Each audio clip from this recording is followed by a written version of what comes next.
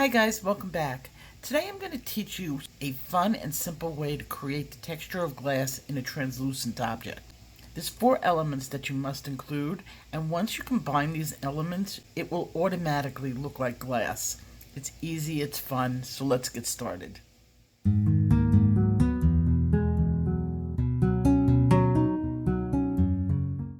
The first element we're going to look at is the highlight. Now there are 2 different ones. The first is the bright white highlight and the second one is the reflective highlight. The highlight itself is white and it's brighter the better. Prismacolor pencils or most colored pencils do not give you that intense bright white that you're going to need, and you're going to have to supplement with some other product.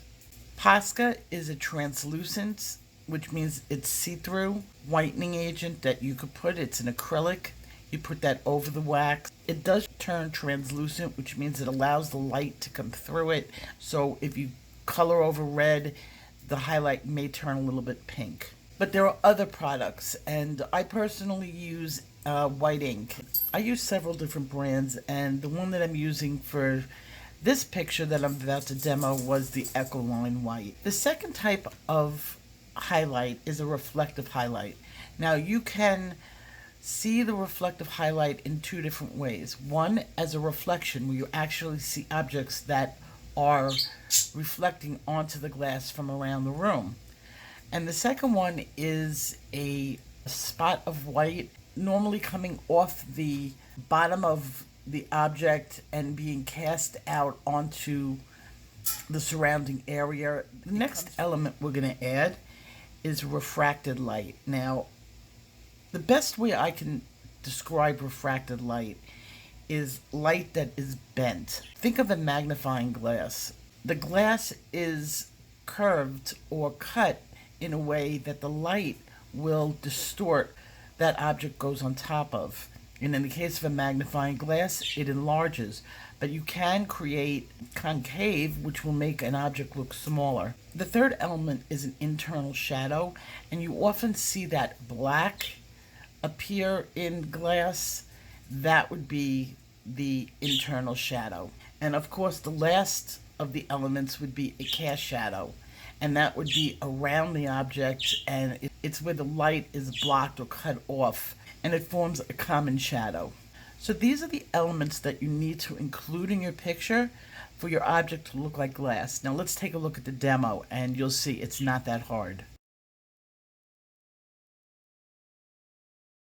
I've got both my reference picture and my sketch. As a beginner, I recommend picking and choosing which details you feel comfortable at. If you're willing to try a highly detailed picture, then go for that.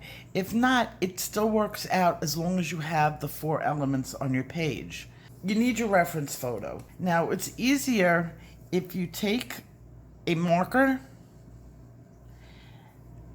and you outline your level of detail. Just like that. And when you're done, you'll have a photo that looks like this. It's kind of like the reverse of turning it into a cartoon-like picture, because you're adding the lines. You'll be able to see a lot better where you need to put the lines in your sketch by doing this. Then you take your sketch and you're going to have to copy. Now, you can do a direct transfer of this picture onto this by tracing it. If you want to hand draw it, you're going to just copy. It doesn't have to be exact, because this is not exactly this. It'll still work out. I decided to do my sketch on gray paper. Glass renders better on darker paper. It's just because you don't have to reach for the tones. Now is when I'm going to start blocking in my colors. I started off with a layer of Tuscan red, and this was a light layer, just adding a little bit of color to the wine.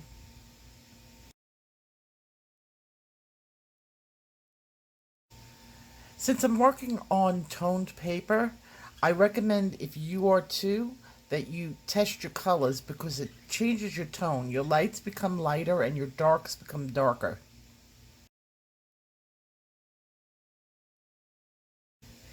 Now I've switched over to a cool gray, and I believe that's 70%.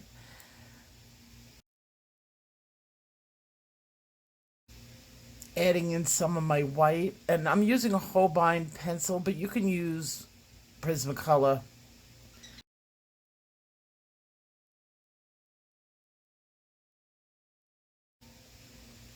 Okay, now I'm adding in some permanent red, and I went slightly darker on the Tuscan red. Now, if you add the permanent red over the white, you're going to get like a glowing effect with the red. It's a lighting trick. The white pencil that I'm putting on the bottom now, that's a reflective highlight.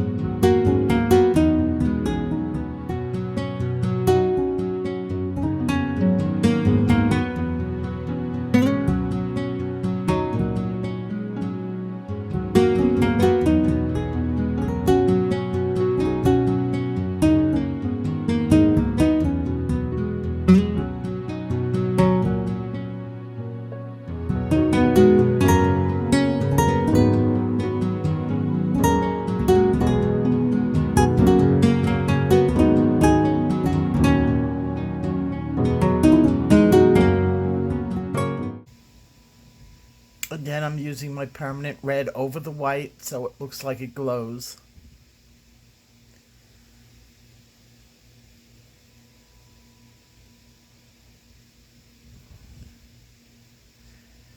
Now, where I'm using the permanent red on the gray paper, you could see that the tone is completely different.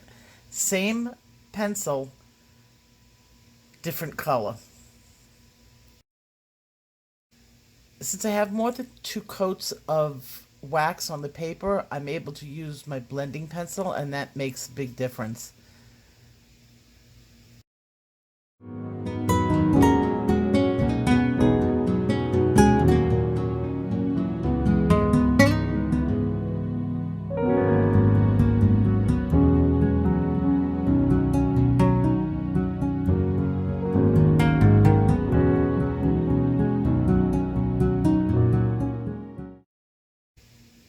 Working my way in, and now I'm toning down the high white on the edge.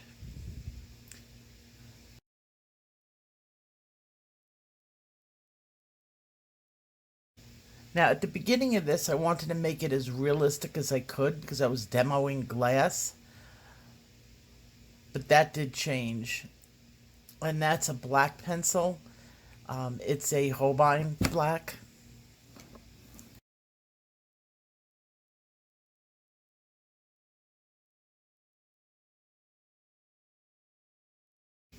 Many, many layers, doing it over and over again.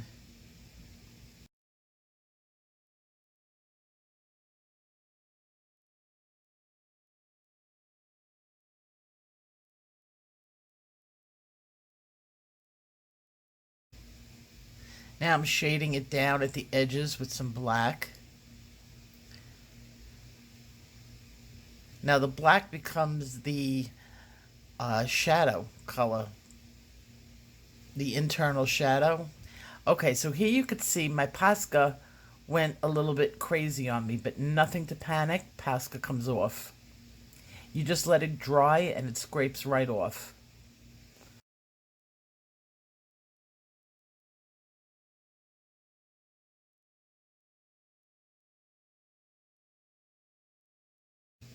Now I'm using my 70% gray. And that's cool gray.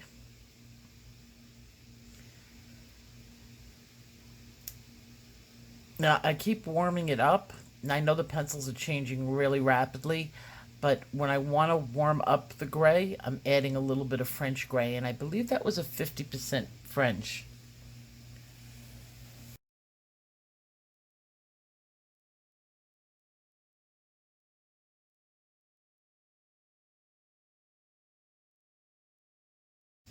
There's probably about 20 layers on here by the time I was finished with this part of it. Then I went on to add a little bit more.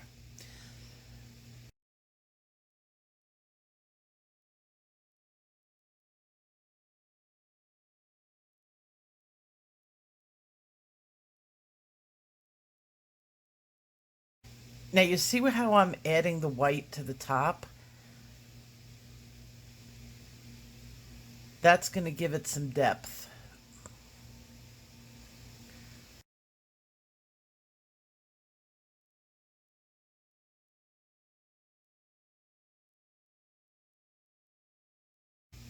Now my 50% cool gray did match the paper.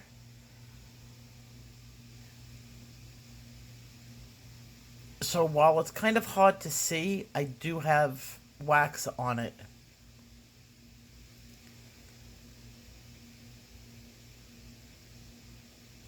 Now it's starting to take on a much more glass-like look.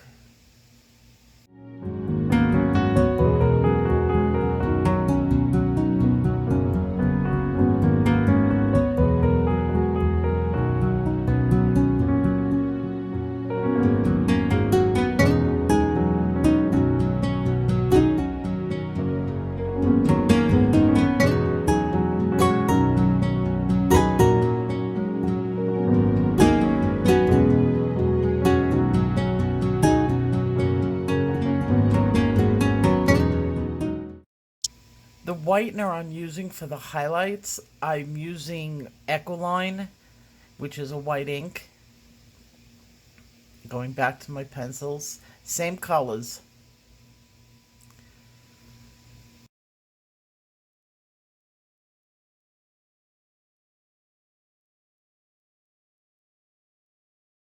In fact, I didn't use that many pencils for this.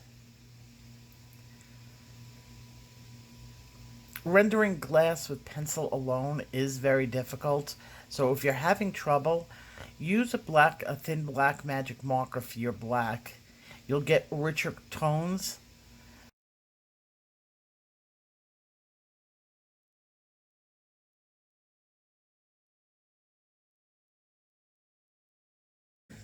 Some people are more purist and just want to use the pencil.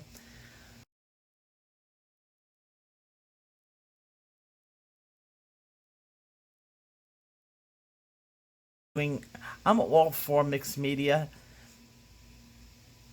but yeah, it does make me feel a little guilty sometimes. I'm not doing it in pure pencil. Normally I just use my white and my black.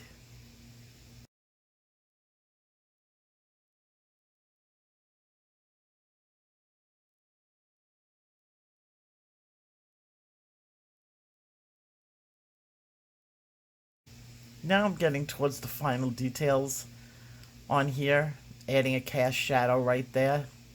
I only did a very light cast shadow because I wasn't sure if I was going to put on a background or not. I ultimately decided not to. Now in that highlight in the middle, I added some shading in there so that it would look reflective. So you can just imagine that there's a window near the glass. And that's the simplest type of reflective shadow to do, is a window. But it's also the most common.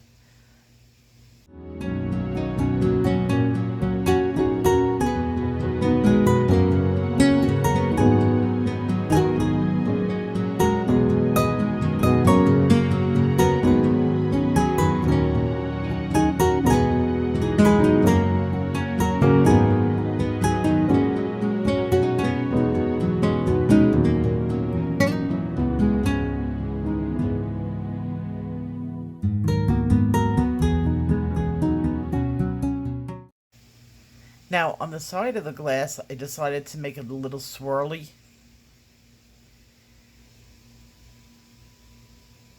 I was following a reference picture, but I kind of went rogue on this. Mostly because I found that my reference picture was a bit on the boring side when it came to details. There just wasn't much there. And I think what it was is that it's hard to find reference pictures. People use Photoshop way too much and they blow the picture out.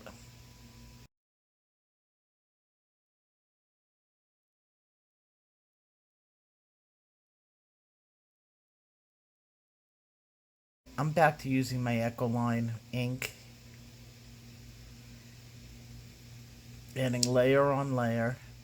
And I've switched over now to a Pitt pen.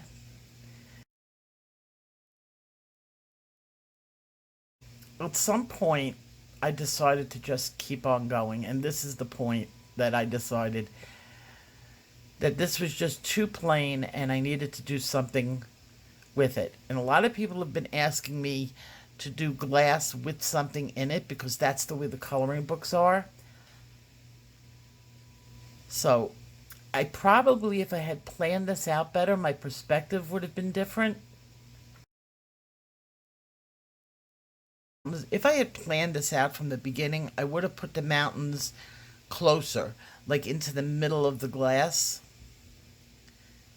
But since I had no plan whatsoever to even do this in the glass until I actually got to it, that I had no other space and I couldn't color over the wine because my paper was already saturated and it was red.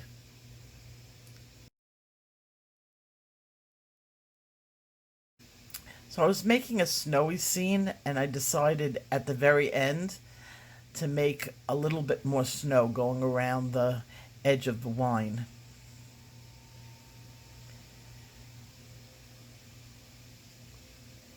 The picture just kept developing for me.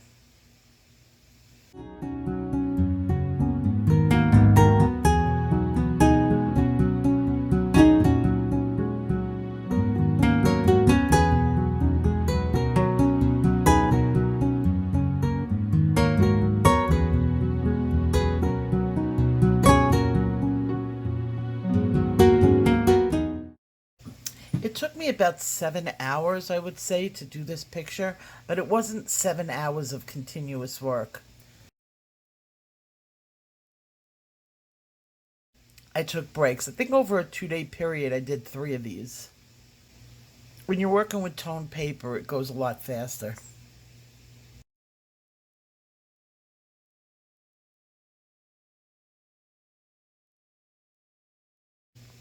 Now, the good thing about the Ecoline is you can shade it down. So here I am shaping some of the highlights that I had put in. And I always shape my highlights.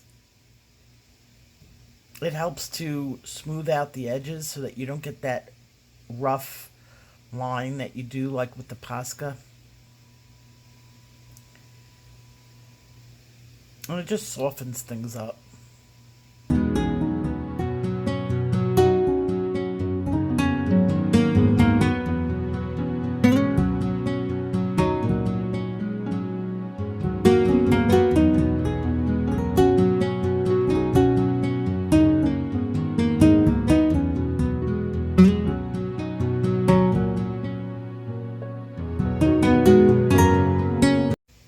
So I'm just about done, and I hope you enjoyed this tutorial. If you have any questions, please feel free to comment in the box below.